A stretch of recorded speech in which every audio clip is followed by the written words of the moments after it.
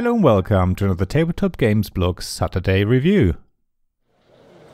You've risen early to prepare your stall at Tsukiji Market. It won't be long until the doors open and the aisles become a sea of people wanting to sample the wares. It's going to be tough. The quality and variety of fish and shellfish on your stand are outstanding and should speak for themselves. But you can't be sure until you've sold your whole Sakana stack by Mike Pecci from Half No More. Sakana stack is set against the backdrop of the famous fish market in Tokyo, where there are more than 480 different kinds of seafood and 270 types of other produce on offer. In a single day, around 1,600 tons of seafood worth 1.6 billion yen are turned over at Tsuki Market by around 900 vendors and over 60,000 employees. So, you get a sense of the immense pressure you, as the player, are expected to be under when you play this ladder climbing card game.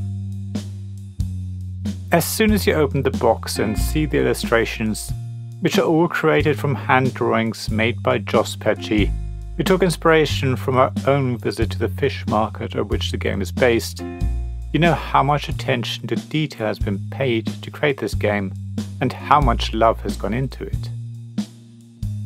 While Sakana Stack is clearly a game based on the experience of a tourist, rather than a local, let alone a sakanari, a fish seller, you do feel as if you're handling various types of seafood and shellfish while you play the game. The 6 suits or colours are represented by pufferfish, sea urchins, prawns, clams, eels, and, of course, tuna, which are simple but very effective line drawings. In fact, Sakana Stack as a product is very simplistic and clean. A simple box of cards, a small rule sheet, and very simple card and box illustrations.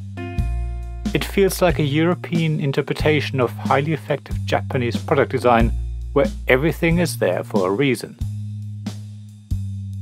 Despite the wonderfully tidy product design, the game itself is a little difficult to learn. Mind you, that seems to be the case for many ladder climbing games. Even the rules for Scout and Odin are a bit confusing to begin with. Yet, as soon as you have played a round or two, it clicks. Sakana Stack is no different, yet while it does remind me of both of the aforementioned games, it has a few twists that really change how it plays.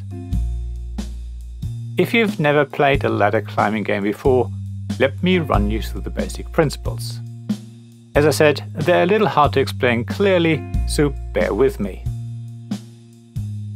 In simple terms, one player plays a single card from their hand. The next player also has to play a single card, but of a higher value. Or they can play 2 cards, but they also have to be of a higher value. As they do so, the previous player's cards are discarded. The third player can then also play 2 cards, or they can play 3, as long as their value is higher. You keep going around the table until nobody can play cards of higher value. Points are usually based on the number of cards discarded, and games are usually played over several rounds based on the number of players. As I say, it sounds a bit confusing, but I think you can see why these games are called ladder climbing games. Players keep trying to outbid each other and play cards that are more valuable than the previous set. I suppose you could call them bidding games instead, but you're not completely free to bid anything, so it's not quite the same thing. So, Sakana Stack follows the same principles but introduces a few changes to the basic concept. In this game there is no need to play higher value cards. You're allowed to match what is already on the table. That is a lovely twist. That means you can have multiple players with the same value set in active play. If nobody can bid higher, everyone can benefit. However, when a player is able to go higher, everyone has to discard their cards. That creates huge swings in the game.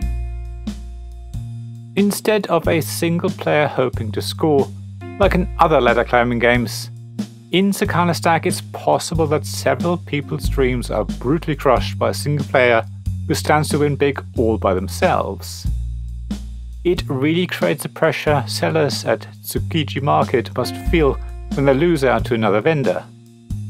It's this simple change that creates a lot of tension because the perceived safety number simply isn't there. A bigger fish can easily gobble up a whole shoal of smaller fish.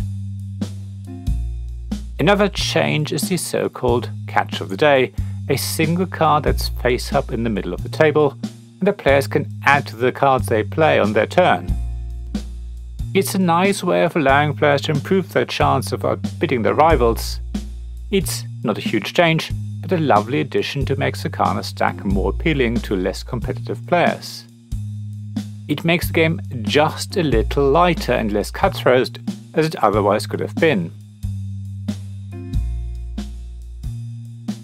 The last difference to other ladder climbing games, and the change that gives the game its name, is that the cards you play are stacked on top of each other. The top card influences what the next player can do. So when you play your stack of fish, you need to consider in which order you lay out your cards. That's one of the most interesting changes that really differentiates Sakana Stack from other ladder climbing games.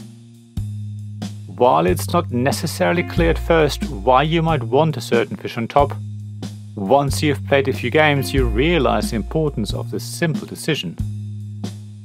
If you keep track of the cards that have been played and choose wisely which card to place on top, you can stop the other players from outbidding you, which is ultimately how you score the most points and win the game. Yet, while this decision is so important and can make such a huge difference, it's also not so difficult that players will sit there for ages to work out what to do. The mechanism that gives the game its name is something that creates a little bit of extra interest and increases the decision space just enough without causing analysis paralysis. It's not something I've seen before in other games. It's a relatively simple but important decision, which is really clever. So if you ever go to Tokyo to visit its amazing fish market, make sure you have the game in your pocket. Otherwise, if you want a ladder climbing game that can easily compete with the likes of Scout and Odin, then take a closer look at Sakana Stack. I think you will really enjoy it. It's certainly a game I'd happily play anytime. Thank you for listening to this Tabletop Games Blog Saturday Review podcast. Please check the description below for links mentioned in this episode, as well as to the written version of this article on the blog. If you enjoyed this episode, please subscribe, give us some stars or leave a review. Please also tell your friends about me, and if you want to offer financial support, check out my Patreon and Ko-fi pages, links to which you'll find in the blog at tabletopgamesblog.com. So thank you again for listening, and I hope to see you again soon. This podcast was made possible by the generous help of my supporters. Royal Patron Sean Newman, Magic Champion John Risley, Castle Guards David Miller and James Naylor, Dice Masters Alex Bardi, Paul Grogan and Robin Kay, and Shining Lights Jacob Davis, Gavin Jones, Sarah Reed and Richard Simpson.